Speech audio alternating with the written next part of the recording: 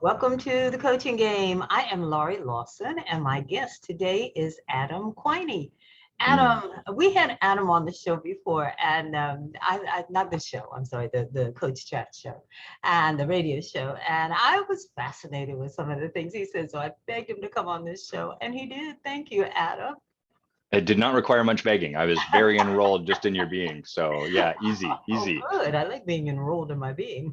So, Adam is an executive coach with what I think are some unorthodox messages that's what fascinated me so much.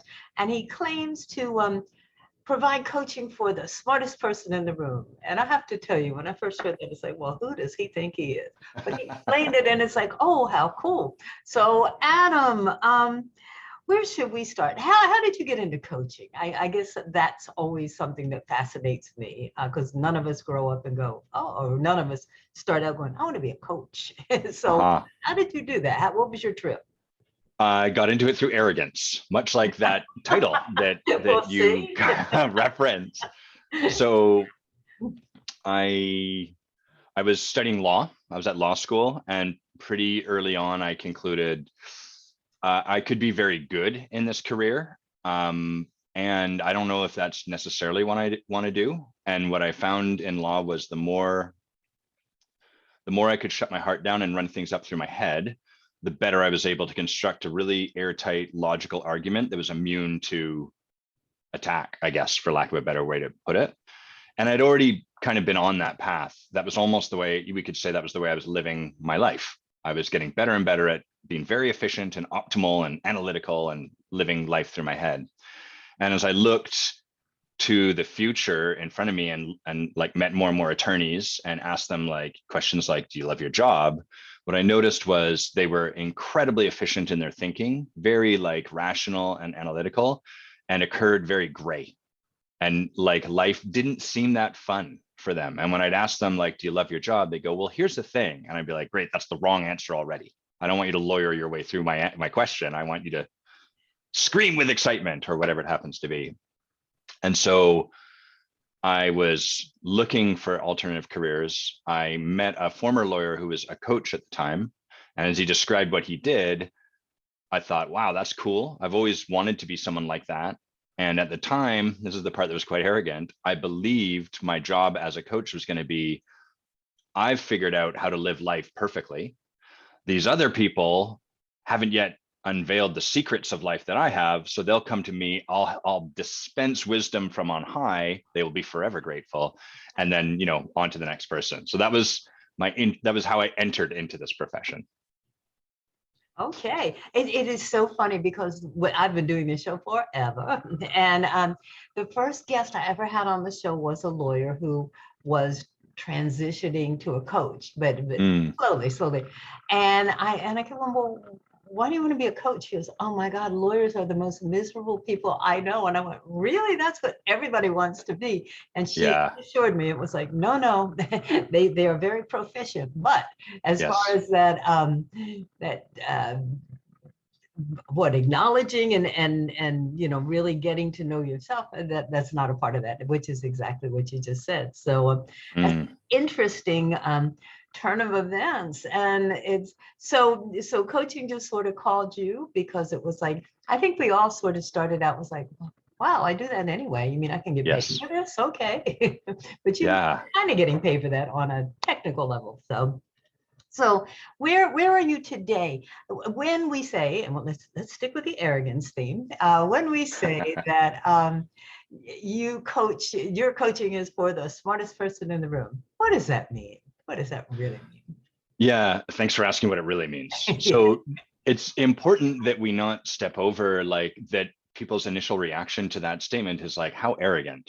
And that's really profound because first of all, let me take one step back. I believe in this profession, we're only really coaching ourselves. Like the clients we draw to us are almost always a mirror of ourselves and our own journey, our own path, our own gifts, and our own reactions based on our fear. And so me and my people have a lot of brilliance, but often don't know how to be artful in the expression of that brilliance. And so we either come off really arrogant or we come off really sort of almost dense in a funny kind of way. And so my people have this experience often from their fear of like, ugh, all of these morons I'm surrounded by. That's one of the experiences they have. And the people that they're connecting with in the world often have this experience. Who the hell does this person think they are? They're so arrogant. And so that's not who they truly are in their heart. That's how they've learned to become as a reaction to their fear. Because there's a safety. If I'm smarter than everyone else, if I can pull them down off a pedestal and kind of put them below me, then I don't have to really fear them.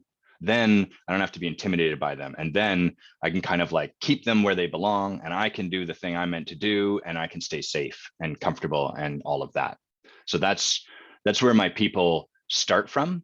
And when they hear that phrase, like, oh, the smartest person in the room, they initially are like, who the hell do you think you are? And then the next sort of thing is they read a little bit more and they're like, oh, I can relate to that. And then they read a little more, and then they read a little more. And what happens as they start to see themselves and me sharing my story is they start to be able to own the fact that at some times they too feel smarter than everyone else in the room. It's not necessarily true, but they feel that way. And there can be a bit of a freedom, because before we can actually break up that strategy, before we can do something about this prison of being smarter than everyone else that we create, we have to come to terms, we have to be able to own it. And most of my people, where they initially start from, are like, oh, I'm not smarter than everyone else. They have an excuse for it. You know, I'm not really that way. While secretly at the same time are thinking, yeah, but I'm actually smarter than these stupid dummies. So I may even be smarter than my coach. Who knows? Right? Yes, totally. Let me test him out. Yeah. I love that you said that, because I that's why I think coaching is one of the best professions in the world, because not only do you get to help people, but you cannot escape the fact that while you're coaching someone, you are coaching yourself, or you're going to coach yourself as soon as it's over, because you keep learning. And it's so I love that you say it's a mirror. You don't plan on looking in the mirror and printing all up. I do that too. And then I'll think about that later. Let me concentrate on the client. So yes. Beautiful. So when you're that's what was fascinating me. So you're telling me that sometimes your clients tell me, or in their head say, hey, I'm dealing with morons. I got to deal with this. Yeah. And sure, do they want to fix that, or do they want to just understand it? And then also, are there people that don't have that thing, but you make them realize their inner talents and go, hey, you know, that could have been very smart what you did. So is it a mixture? Who comes to you? Yeah, it is a mixture. So I'll answer your first question, then I come to the second. Stacking, I know. That's right. Yeah, as coaches, we're like, so oh dear. It's like, oh, and that too. I want to know that. Yeah.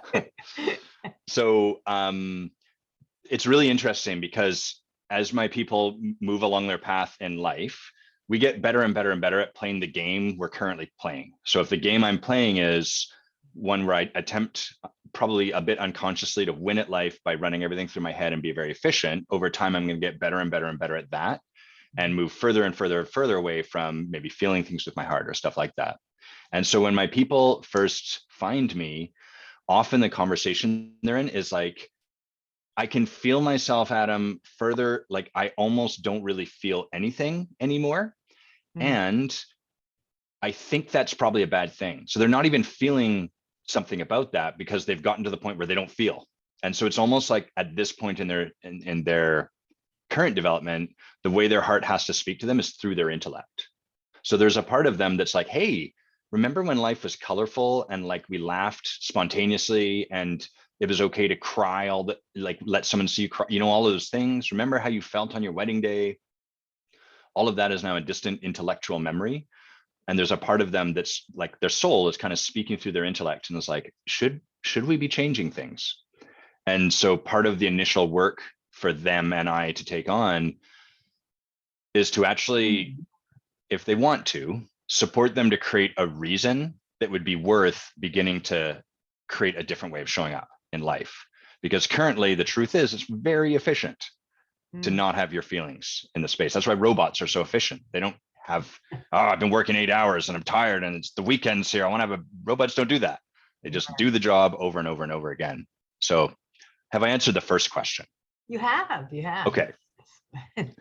So the second part, which you asked was, and let me know if I haven't got this, but was kind of like, what about the other side where people may have set aside their gifts or not be aware of it, right? Right, right. So yeah, what happens is people that have the quality of brilliance or any quality, generosity, spirit, divinity, love, connection, whatever that quality is, we kind of tend to learn as we develop and age in life to lean in one direction or the other direction. So one direction would be, I'm smart and everything is dependent on me being smart. Therefore, I'm really going to lean, like, that's where we become hyper focused on our brilliance and everyone else is dumb. The other direction is where we're kind of given training growing up that there's a cost to you expressing what's natural for you. So maybe I show up and I express my brilliance and I do well in school and all the kids make fun of me. And so around around situations that look like that original situation that have a similarity to it, I hide my brilliance because I would rather fit in. I don't want, and I'm like, people don't accept that part of me. So to your question, sometimes I'll get clients where over time they've got better and better and better at hiding their brilliance to the point that they don't see it. And so I end up working with so many incredibly brilliant people in fields like trades. I have a lot of people in the construction industry that work with me where they're super brilliant, but somewhere along the way, they convince themselves, I'm not brilliant. I'm just some dumb guy who just kind of knows how to do some stuff. And so part of their journey is often learning to re-embrace the fact that actually they're really quite smart and to learn to own that about themselves. And then of course to temper that so they don't become arrogant and to find, to calibrate. Yeah. Yeah. It's interesting because I think what I hear you saying is that it's really all based on authenticity and it stems from heart, not head. So Yes. I'm wondering, how do you take this person out of their head, get them into their heart, and then let them feel proud about it? Say it loud and say it proud. It's like, Yeah. what techniques do you use for that? This is probably going to be perhaps an unsatisfying answer, which is like, I really hold, my philosophy is that at the deepest level of this kind of work, techniques kind of fall off the table. And what is far more important is relationship. So the way I really serve someone like that is creating a really deep, powerful relationship with them, getting supported by my own coach so I can kind of see my own stuff rather than, project it or imprint it on my client. And then when I notice the stuff your clients do out there in the world, they're going to do in here in the conversation with me. So for someone who's learned to dismiss their brilliance, for example, they've concluded somewhere along the way that they're dumb, they're not smart. In our conversation, that's going to show up. So I might ask them, like, what do you want to do in your life? And they're like, oh, I want to, become this thing. And then the next question might be like, great, what are the steps you need to do that? And if someone has learned to kind of diminish their brilliance, to not relate to themselves as resourceful and intelligent and everything, they'll have some habituated patterns that they'll rely on. For example, they might kind of go limp and wait for me to give them the answer, which is really tempting. This is a real sand trap for coaches, right? They're like, oh, I can help. And what is going to be most powerful for them is for me to sort of recognize that, like, oh, wow, I really want to give them an answer right now. I'm tired of them flailing around. They really want me to give them an answer because that would alleviate, it would let them continue to operate in the safety of, I don't have the answers. Let's find someone smart who does. And my job in those moments is to say, hey, it really seems like you're kind of playing a bit dumb. Like, who I know you to be is this really brilliant, resourceful person. And I noticed that you're sort of like, there's not a single idea I can come up with, Adam. And then it almost feels like you're hoping I'm going to rescue you. Does that feel at all accurate to you in this moment? And let them kind of sit with that and tell me. I don't know if it's right. Maybe they'll be like, not at all.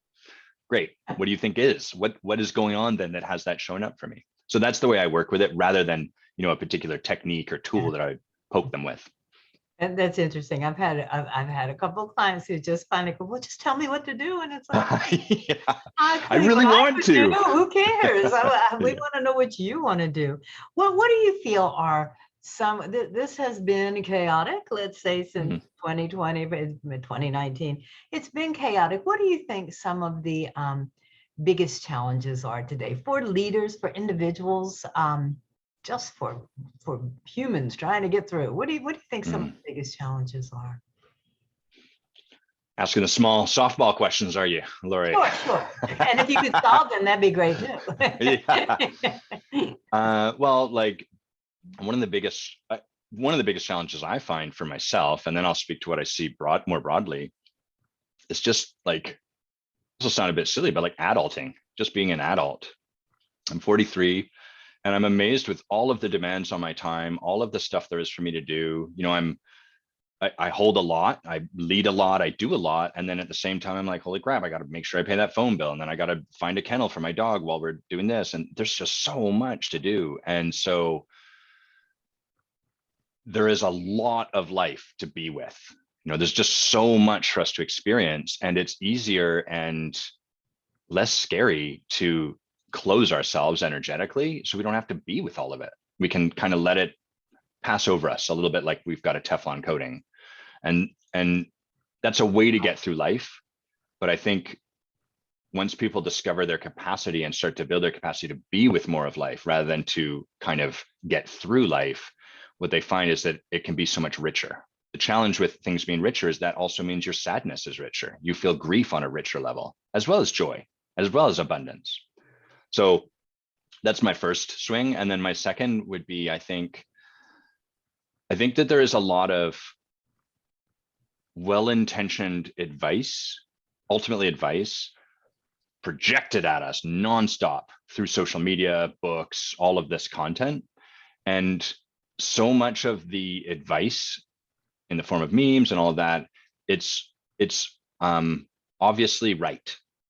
So, you know, it's like the leader's job is always to eat last. Obviously, that's right. Such good advice. I got to make sure I always eat last. But in a conversation for leadership is not about following a rule, because as soon as we're following a rule that is always the case, we've lost our ability to be flexible and fluid in a situation.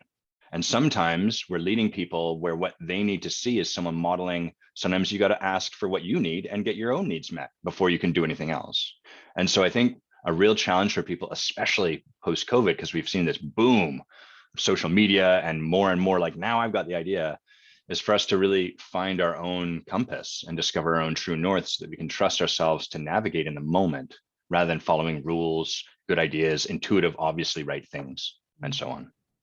That's interesting that you use the word flexible, because I think that is the challenge that's coming to us. I know, and I'm worried with my personal experiences with the last couple of years, but my clients have changed. Their goals have changed. Their goals have, I'm going to say, expanded to get it, not necessarily the corner office or the perfect love, but it's become how do I spend this time on this earth more productively and doing what does speak to my heart, you know, and I find that more often now, and it's like, oh, we used to call that touchy-feely, but now it's like reality. And I like it. I like, because you know, the corner office is great, but as you know, once you get there, it's not quite going to get it where you want to go. So I think flexibility, I would say, is definitely one of the challenges of today. And there are people who, I think people adapted fairly well to it. Those who didn't, I think, are, struggling right now, but hopefully they will. So flexibility, authenticity, all those cool words are coming into play, which is good for us coaches. Yes. So let me tell you, and also, if you may notice, that Adam has the perfect voice for broadcasting, and he's not camera shy at all. So he has two, not one, but two podcasts. One is called The Live Show, and one is called Get Lit. Again, and it's such a challenge. He has titles that challenge you. I'm curious about Get Lit, and so tell us a little bit about both those shows. What's going on? Sure. And how can we find them? Yeah. Get Lit, as you and I were talking before this, is in a transition. We're changing the name to the Transformational Leader so that people can find it. But that's not that interesting to talk about. So the premise of Get Lit is short, usually about 20-minute episodes. And what we're doing is we're looking at those obviously right things we must do in leadership settings and dissecting them. And we're basically taking the obvious solutions, the obvious fixes, and we're we're expanding them. We're creating more altitude so people can kind of see, to speak in a metaphor, that if you're sitting in a forest, the obvious thing to do when you're blocked by a tree is cut the tree down. And yet, if you zoomed out and could see the forest, you'd be like, that's nonsense. You're going to be spending the rest of your life. You'll get really good at cutting down trees, but is that what you want to be doing? And so the whole premise of Get Lit, or that podcast as it evolves, is really to help people start to see with more altitude. And that can be frustrating at times, because when we're blocked by the tree, there is something in our being that is like, all I want to do is get past this tree. If only I had the corner office, if only I cut down this tree. And Adam, you're telling me to stop and not cut down the tree and take a breath, but the tree is still here. And so we're developing in people the muscle to slow down, to take a breath, to gain some altitude, and then to see the bigger picture. And when we do that, the intuitive, obvious solutions to whatever ails us we see them in a different light, which is like, oh, it's totally obvious. And it actually feeds back into the next iteration of this exact same thing. And so it helps people break out of the circular pattern that they find themselves in and get onto a new line, a straight line out of there. So that's the intention of Get Lit. It's so funny because it reminds me of advice that my mother always gave me, and it drove me crazy: rise above it. And it's like, no, I want to be right here whiny and all complaining. But yeah, yeah, so totally. I know what you're saying, rise above it. Yeah, why not? Yeah.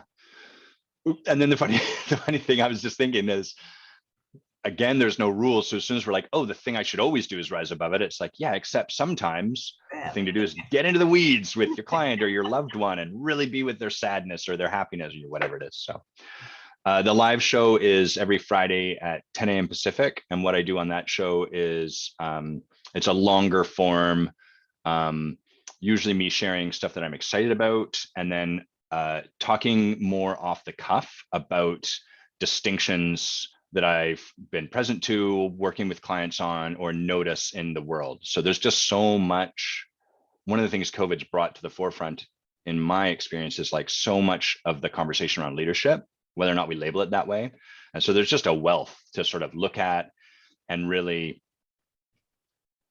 we can look at, I'm trying to think of something not super controversial, but like, whatever. Something that's happened in the world. Anything these days. Yeah, I know it's all rough, but something's happened, some event, and we can look at it and be like, oh, well, this is about that, and that's about that. And every moment in my philosophy of leadership is an opportunity for leadership, because leadership's about who we're being, as opposed to our position in a hierarchy or our role. And so we're looking at all of these different opportunities, these different events, these different things that are triggering, saying, what does it look like for a leader to sit in this situation, and how do we work with that? Oh, that's a great way to gain a new perspective. Yeah. I like that. So I had mentioned that Adam has a bit of unorthodox saying or philosophy. One thing that I saw, I think I saw it on your LinkedIn page, was you say, don't take the easy path, take the one that's going to change the world.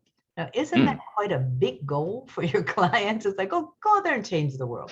What do you mean by that? I must go back and look at what I said there. Well, I hope it was the right page. No, it was the right page. Yeah. So there's always a path we can take that is going to bring us relief, and it's going to bring us, it's going to like move us away from the experience of confrontation.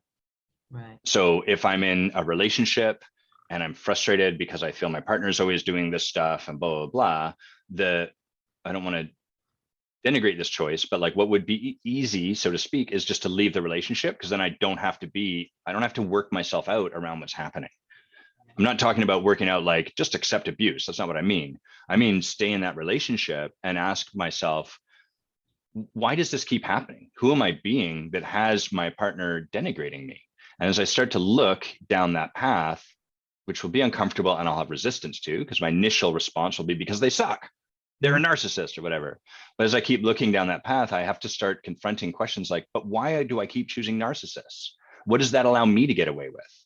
And if I look down that path, I'm going to start to notice my own work, and I'm going to be able to start to create a shift internally, and that will change the world. Whatever we take on inside, I believe that's the way we change the world, is how do I address something here? What is going on that is letting me off the hook? And if I stay with this and stare at that confrontation and practice opening and really taking a look, I can really make a shift. So I think that's what I was trying to get at.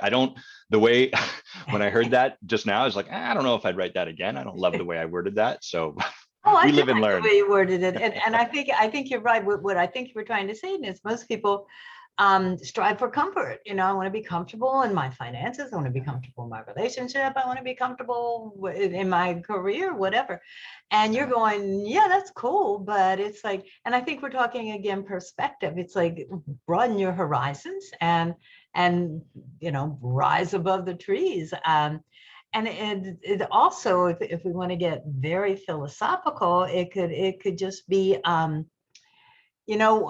the philosophy of Coach Chat Radio, which is one of the shows that I do, is that if you change your perspective, you change your world. So once you change, once it's like, oh, you can't unsee something, or you can try really hard, but you can't. So once you see that, it's like, oh yes, the world either gets smaller or larger, or however, whatever change you made in it. So yeah, I liked it. That's why I wrote it down. It's like, oh, I think that was don't get rid of it. I like it. There's one thing I want to, like an addendum I want to put to those words, since they're my words, which is, I think it's really important that coaching get a bit of a bad rap, because it can sometimes lead people down this path of like settling is even the wrong word, but like choosing comfort is wrong. You should choose impact. You should choose confrontation. You should choose. Anytime we feel like we should go towards confrontation, that is a bad choice, because we're doing it because we think we should. So sometimes we have to choose comfort and really empower that. And only in doing so will we discover the part of our voice, of our spirit, that's then like, and now I'm ready to climb that wall, or now I want something bigger. And so comfort is every bit as an important part of the journey of transformation as approaching confrontation. Good point. The old coaching philosophy: don't shoot on yourself and don't shoot on others, just. So I think we're back to authenticity and heart related, and we're up to 45 seconds, believe it or not, and our show is over. That was do not despair. We have already agreed that Adam's going to be on the coaching game. Yes, I'm so thrilled. The coaching game again in 2023, which is quickly approaching. And we will keep you posted on that. And so we got 20 seconds left. Anything you'd like to say? Look him up, even if he doesn't remember his great saying. Look him up on LinkedIn. He's there, Adam Quiney. Anything you'd like to say before we close out, Adam? Yeah, I would just like to invite people to explore the possibility of coaching, because I think, I consume this product myself, and my life is radically better and richer and more beautiful by virtue of the work I get to do with my coach. So I just think it's such a great thing to do. What a beautiful thing to end on. Thank you, Adam, for being on the show.